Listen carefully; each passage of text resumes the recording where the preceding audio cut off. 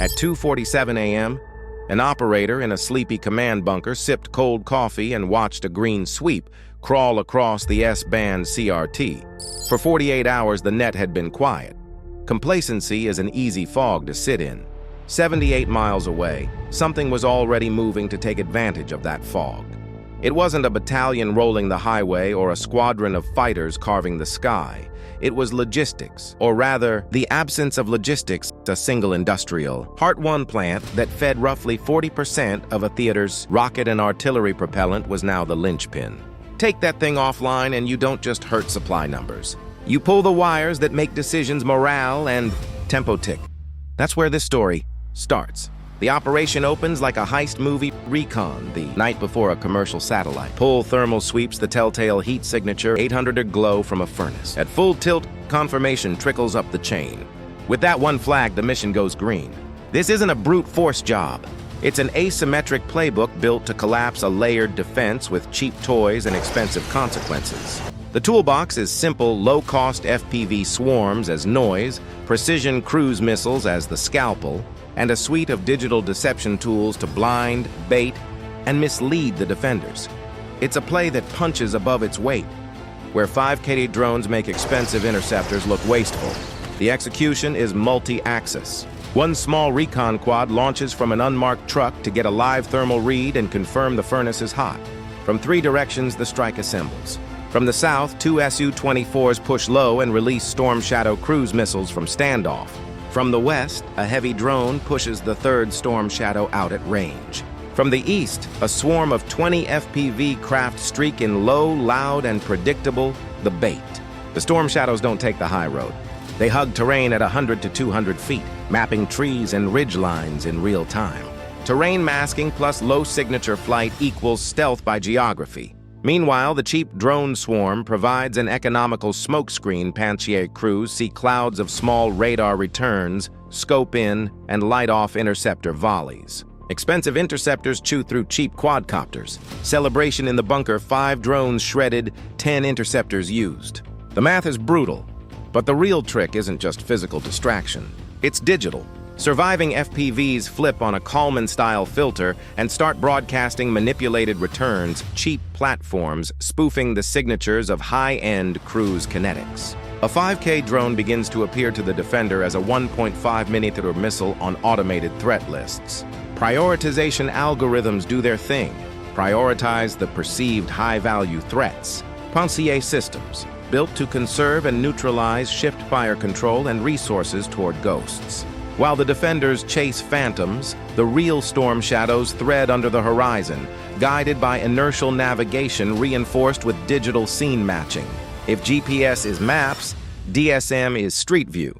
The missile snaps real images, matches them to preloaded satellite frames, and corrects course.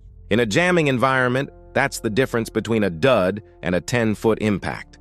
Predictably, the defenders escalate. They lay down a wide EW curtain. GPS pings die across the spectrum.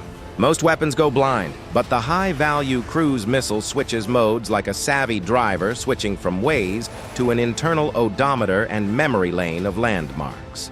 It keeps moving.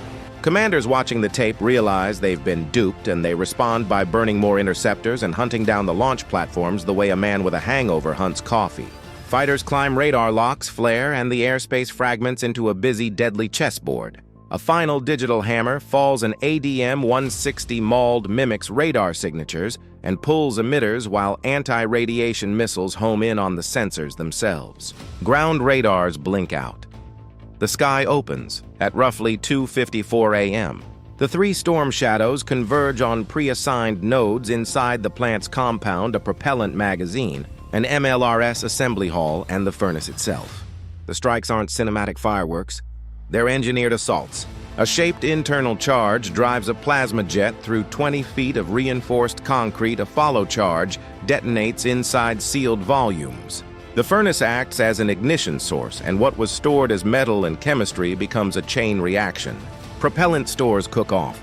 Structural steel becomes charred wreckage. A toxic plume drifts into the river, and a 50-mile logistics corridor chokes. Satellite thermal anomalies confirm the narrative. Grainy cell videos fill messaging channels. Denial collapses under the weight of imagery. Damage numbers follow the visual, immediate replacement and repair costs in the hundreds of millions. But strategic cost is measured in what can't be priced. The sudden arithmetic that says 40% of propellant is gone. Thousands of rockets and shells sit as inert hardware, metal waiting for chemistry that won't come. Supply convoys to forward formations grind to a halt or reroute. Repair and replacement timelines stretch. The defender scrambles, pulling S-400 batteries back to guard remaining production nodes. Blind spots bloom along the front. The operational tempo slows. Planned offensives get tabled. Commanders trade bold moves for cautious hedging, and that hesitation costs more than steel. The ripple effects are textbook. Tactically, forward units face reduced rates of fire, rationed barrages, and halted suppression windows. Trucks full of rounds become useless if there's no propellant to mate with casings and primers at staging sites. Operationally, HQs triage which systems get priority: MLRS, air defense, or field artillery. Whatever you choose, you open a vulnerability. Strategically, deterrence erodes. Allies start to whisper, adversaries press. Politically, ministers ask hard questions. Why was 40% of a theater's lifeblood concentrated in one kiln?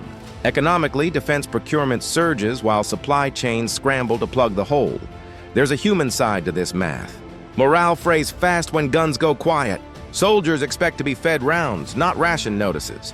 When the system behind them looks brittle, discipline and confidence take hits. Generals become risk-averse. Staffs run contingency models instead of offense plans. Momentum evaporates not because a battle was lost, but because logistics didn't show up to the fight. That quiet, creeping hesitation, commanders asking for guarantees, staffs refusing risk without stock confirmation, reshapes decisions faster than any strike. So what do you do if you're on the receiving end? First, disperse. Don't centralize 40% of your propellant in a single hellhole. Smaller, redundant plants, mobile mixers, and alternate transport nodes buy resiliency. Second, harden what you can't hide. Duplicate power, camouflage, redundancy in rail and river routes, and mobile fallback production. Third, build real stockpile discipline, rotating forward caches that are accessible and safe. Fourth, invest in EW and anti-spoofing tech. If attackers will use digital deception, your sensors and decision systems must be able to cross-cue, human verify, and ignore algorithmic bait. And finally, get logistics visibility, real-time tracking that tells you what's where. If you know your inventory down to the pallet, you fight with confidence. If you're guessing, you're already a step toward losing.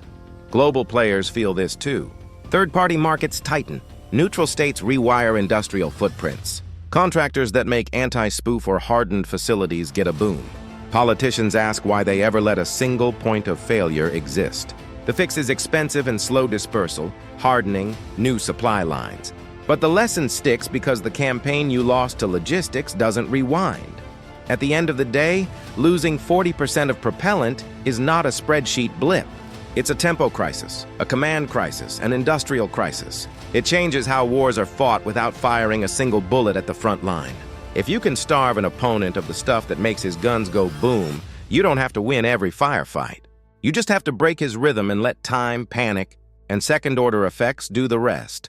So next time you see a headline about warehouse damaged or factory incident deep in an adversary's rear, don't scroll past. That's not background noise. That's the sound of strategy getting rewritten. Drop your take if you had to fix a 40% hit tomorrow. What's your move? Disperse, harden, stockpile, or spoof-proof? If you want the playbook, not the headlines, subscribe now. I'll drop the maps they don't show on TV.